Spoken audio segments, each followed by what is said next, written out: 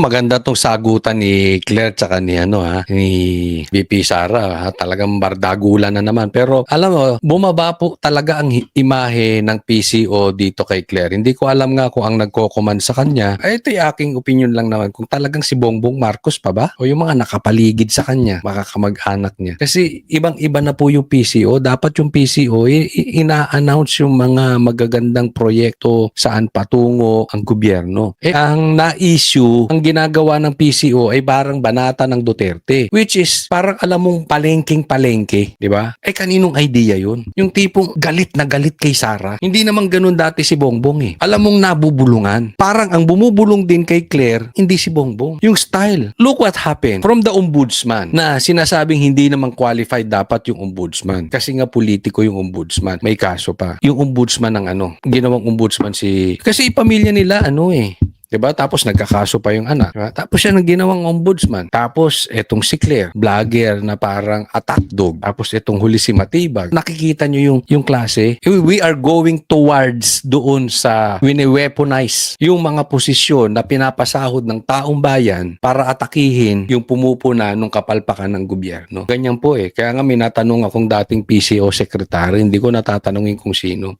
Ang dugyot daw ng PCO ngayon. Yung class ba? Wala. Tingnan po natin ito. Naman, sina VP Sara Duterte at Palace Press Officer Claire Castro. Ang sabi ng bise, kulang daw sa pansin si Castro. Buwelta naman ng Yuse, kulang sa kaalaman ng bise. Hindi raw marunong mag-laptop pero gusto pang maging presidente. Nasa frontline ng balitang yan si Maricel Halili. Hindi naman nagtatrabaho yung buong administrasyon lalong-lalo na ang Pangulo. Kaya nga binadata na naman ni Vice President Sara Duterte si Pangulong Bongbong Marcos. Hindi raw nagtatrabaho kaya mataas ang unemployment rate pati ang utang ng Pilipinas.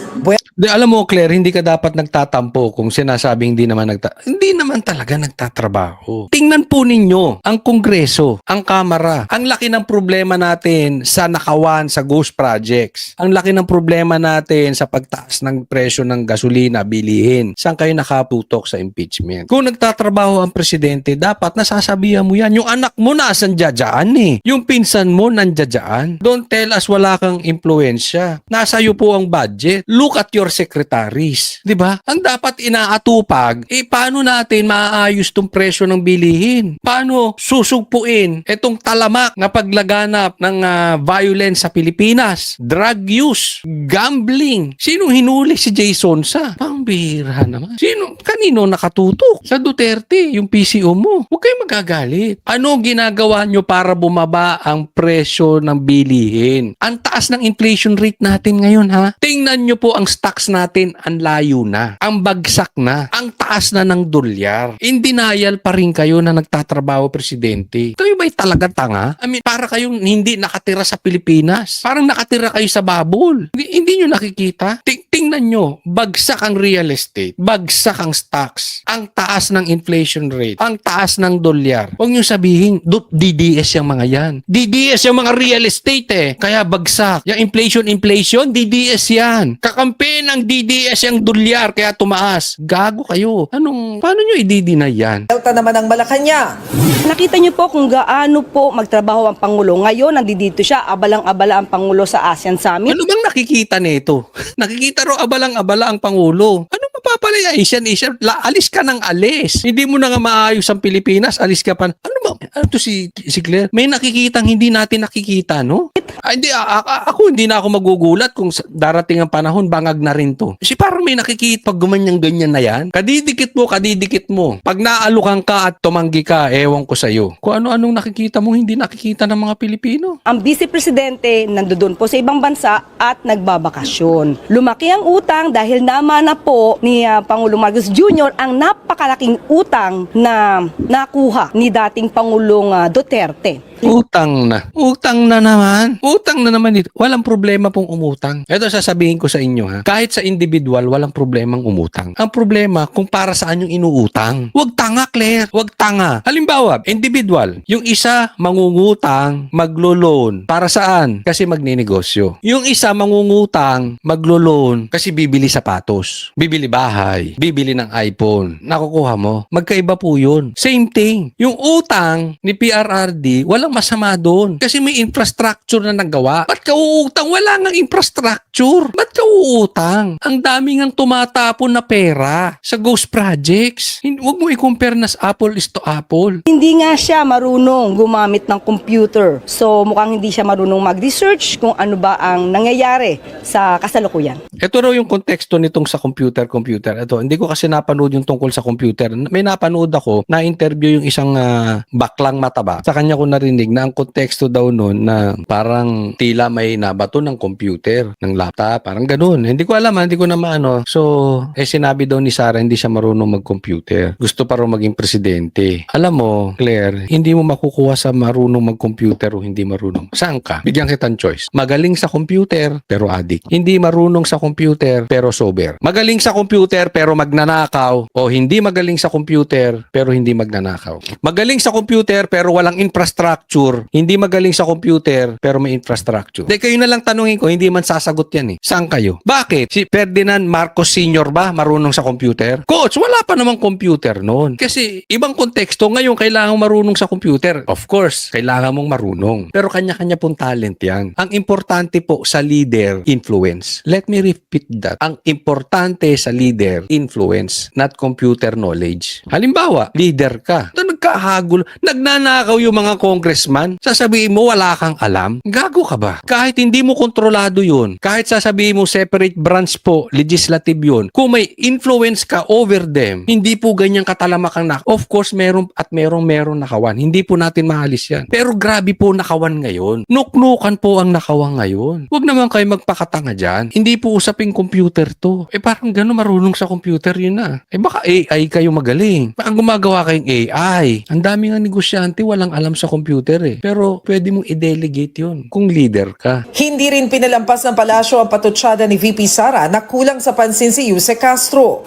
Lagi ko sinasabi na kapag si Claire Castro ang nagsasalita, huwag niyong pansinin o bigyan ng halaga. Kasi pag pinapansin niyo, napi-feed yung kanyang papansin na ugali. Katulad niyan, pinansin niya ako. So kailangan kong sagutin. Kung ayaw niya akong pansinin, wala naman akong magagawa. Hindi ganyan siya magsalita kasi medyo behind siya masyado.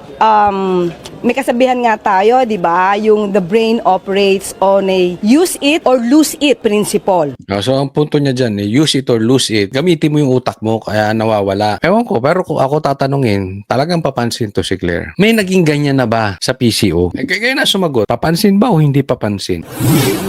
Nasa The Hague, Netherlands ngayon ang BC at nakatakda pang pumunta sa 5 pang bansa.